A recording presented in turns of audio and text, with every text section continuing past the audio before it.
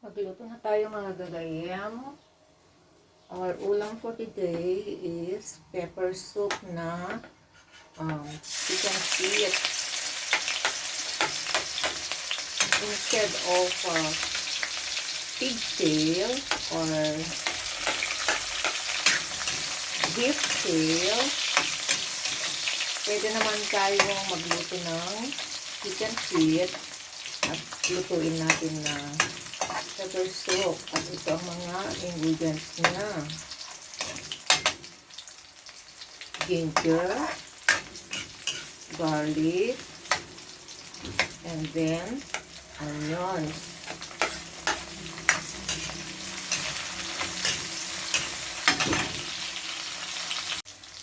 Tapos lagay na natin ang ating tomatoes at antayin natin na hanggang lumabas ang kanyang juice.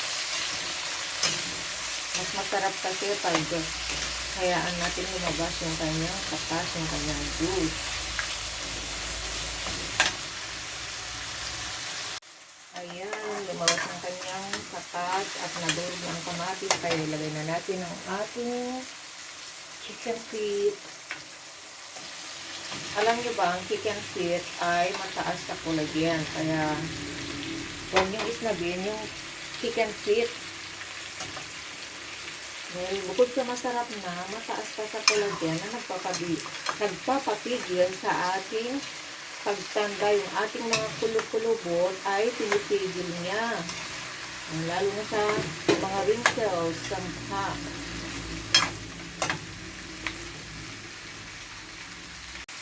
Kaya simula ngayon, magluto tayo ng chicken feet. Kahit na anong recipe yan. Basta chicken feet dahil maganda yan sa ating balat.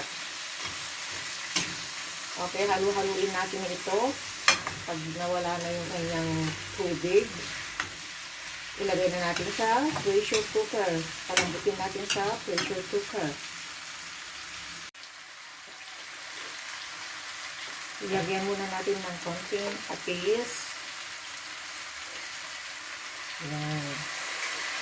Tapos, maglagay tayo ng ginger and garlic paste. Yan, isang kutsara. Tama na. Tapos, i-pressure cooker na natin mamaya. Okay, lagay na natin sa pressure cooker.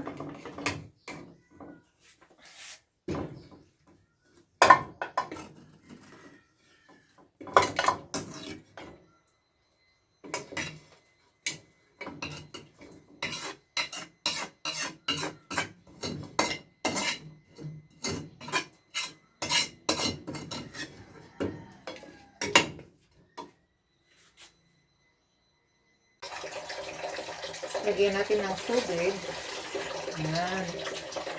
Kailangan yung tubig niya ay pantay dito sa chicken feet.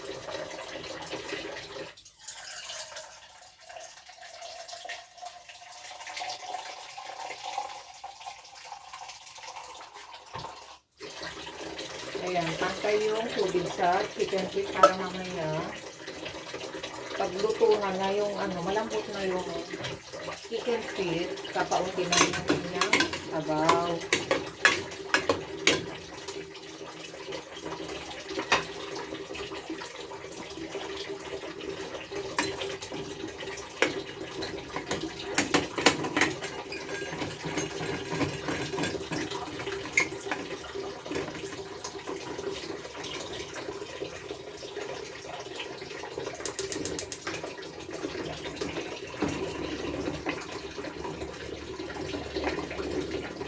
Ayan, lutuin natin ng mga 30 minutes. Okay.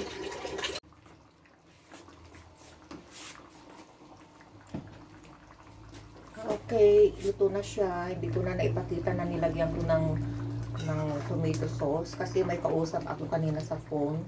Kaya ito, yung huling ilalagay ninyo, yung tomato sauce. Tapos, syempre, yung tomato sauce, maasim-asim siya. Kaya, lagyan nyo rin ng konting asukal. Kasi yung mga iba, ayaw nila ng maasim. Kaya ako ayaw ko naman ng masyadong, yung medyo maasim-asim. Kaya nilalagyan ko siya ng asukal. So, medyo pakuluan pa natin ng konti para medyo matuyo siya ng konti. Tapos, kakain na tayo. Bye-bye! Thank you for watching!